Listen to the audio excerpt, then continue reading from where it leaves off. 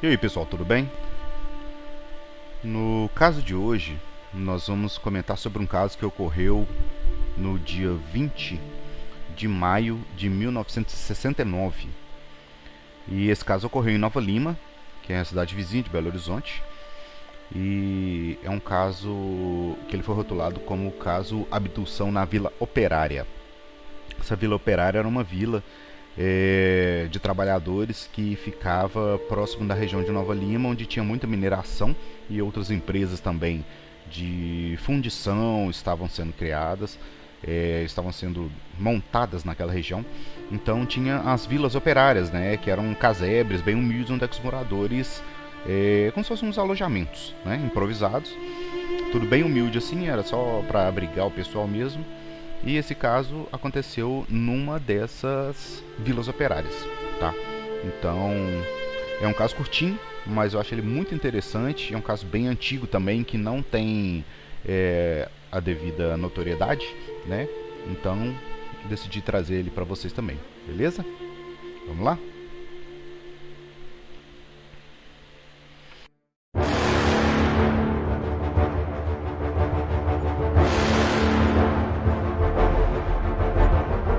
Sejam todos bem-vindos. Vocês estão escutando o Projeto Contato Podcast.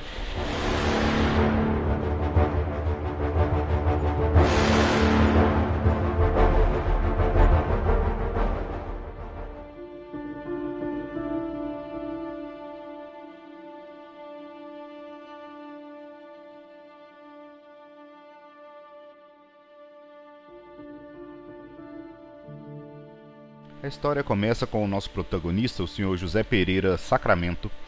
Ele era encarregado de serviços gerais no setor de mineração da mina de Morro Velho, né, que atualmente a Vale é a proprietária do terreno, né, dessa mina de Morro Velho. E ele morava nessa vila operária, né, em Nova Lima, no ano de 69. Então, por volta de 1 hora da madrugada, ele despertou com um ruído que ele associou ao ruído da sua lambreta, que era guardada em um cômodo lateral da casa que ele residia. Como já era comum, problemas de furto de galinha e outros pequenos pertences que eram deixados do lado de fora da sua propriedade, José ficou alerta, né, durante as noites, que ele tinha um sono muito leve, então qualquer ruído que acontecia na sua propriedade ele despertava.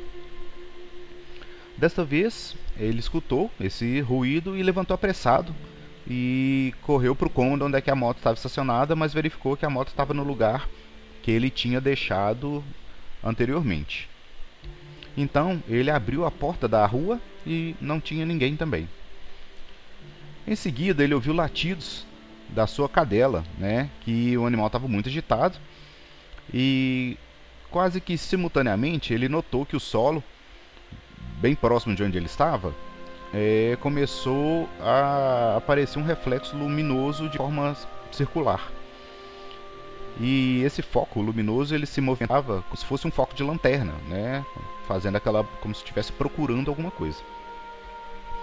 Nesse momento, seu José olhou para cima, né, olhou para o alto e viu um farol, do que ele identificou como um farol, a uns entre 500 ou 100 metros de altura, né, acima de onde ele estava, da posição dele, e o foco foi aumentando de tamanho e descendo em sua direção sem fazer nenhum ruído. Então, com medo nesse momento, né, tentou entrar de volta na casa, só que as suas pernas não obedeciam aos seus comandos, ele estava imobilizado, né, apesar de estar consciente, né, e raciocinando. A luz se originava de um enorme objeto que aterrissou bem na frente de onde ele estava e apagou-se, né, esse farol, desligou o farol. Imediatamente ele se sentiu atraído para uma abertura que surgiu nessa estranha nave. Tentou gritar, reagir, mas não tinha voz nem movimentos, ele estava completamente paralisado nesse momento. Então, sem entender muito bem como, quando ele se deu conta, ele já estava dentro de um local que ele identificou como um cômodo estreito. Era uma espécie de elevador que o levou até o compartimento, até um compartimento circular de forma abobadada e muito iluminado. Segundo ele, era um local grande que tinha pelo menos uns 14 metros de diâmetro. Ali, ele ficou observando ao seu redor e identificou 6 pequenos seres com cerca de 80 centímetros de altura, falando entre si numa linguagem desconhecida, e era composto de sons curtos e breves, repetidos e um pouco mais agudos, né? Como se fossem uns guinchos de porco. Segundo o nosso protagonista, cada um desses 6 seres, do seu abdômen para baixo, estava dentro de uma espécie de cilindro, ou um tubo de mais ou menos 1 metro de diâmetro por 40 centímetros de altura, e todos distribuídos em 2 fileiras, ou seja, tinha 3 seres na fileira da frente e 3 na fileira de trás. Junto a cada cilindro, e pouco acima da cabeça de cada ser, né, de cada homenzinho desse, havia uma placa curva, com uma alavanca na extremidade esquerda. Segundo ele, os indivíduos eram todos iguais, né, na parte física. A parte visível fora do cilindro estava totalmente coberta por um material fino, transparente, flexível como plástico, de cor creme clara, bem ajustado ao corpo e no pescoço e na cabeça também, né? Cobria toda essa parte visível dos seres. Na parte que corresponde aos olhos, a cobertura apresentava 2 orifícios estreitos como olhos de japonês, segundo ele. À altura de cada ouvido havia um orifício. Percebia-se uma saliência no local do nariz bem comprido, e a linha da boca era normal, aparentemente normal. Transcorridos então 4 ou 5 minutos desde que entraram neste compartimento, o Sr. José viu o indivíduo que estava em uma das fileiras, na fileira da esquerda, levantar um braço na direção do painel e manipular uma peça. Imediatamente a iluminação do ambiente foi aumentando de intensidade até que ele não pôde mais suportar e perdeu a consciência. Só recobrou os sentidos às 6 horas da manhã, ao ser acordado em seu leito pela sua esposa. Ele não tem ideia de quanto tempo ele ficou nesse aparelho e também não faz a menor ideia de como que ele voltou para casa e para sua cama. Sua esposa, né, viu levantar, mas não percebeu como é que ele voltou para a cama naquela noite, né? Ele levantou para ver a questão do ruído, mas também não notou quanto tempo que ele ficou fora e ele voltando para a cama. E aqui a que horas isso aconteceu? Logo ao acordar, ficou impressionado com a ocorrência, né, com os fatos que se tinham desenrolado naquela noite, mas ainda ao notar que sentia dores no ombro esquerdo e que ele estava com os olhos muito avermelhados, as pálpebras inchadas, e sentia uma certa dificuldade em focar, né, em firmar a vista. Esses distúrbios visuais persistiram durante 1 mês, contudo ele não procurou ajuda médica. Quase 1 ano depois, ele ainda sentia uma certa dor de cabeça e dificuldades para se concentrar. E aí, galera, o que vocês acharam desse caso? Como eu comentei, era um caso curtinho, né, do seu José Pereira de Sacramento.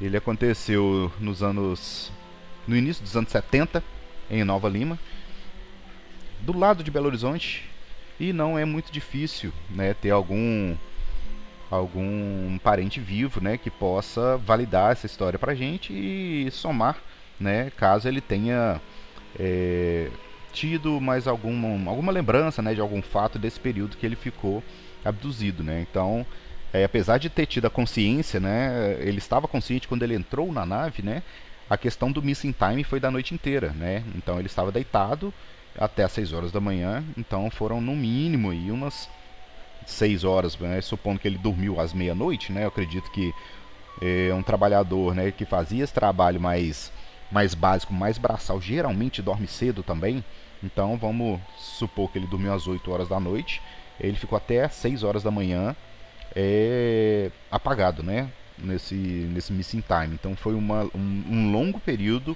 em posse desses seres. Mas é isso, vocês conheciam esse caso, já tinham ouvido falar? Galera de Nova Lima, aqui próximo de Belo Horizonte, né, que tinha parentes nessa vila, nessa galera que ajudou a construir a cidade de Nova Lima, os primeiros os primeiros ocupantes dessa área. Se alguém tiver algum contato com a família do Zé Pereira Sacramento, né? Se alguém conhecer alguém da família Sacramento, entre em contato com a gente que a gente vai adorar divulgar essa história, beleza? Galera, então por hoje é só. Um caso curtinho, mas muito interessante, né? Cheio de nuances aí legais pra gente complementar a nossa pesquisa. E por hoje é só, beleza? A gente se vê em breve. Valeu!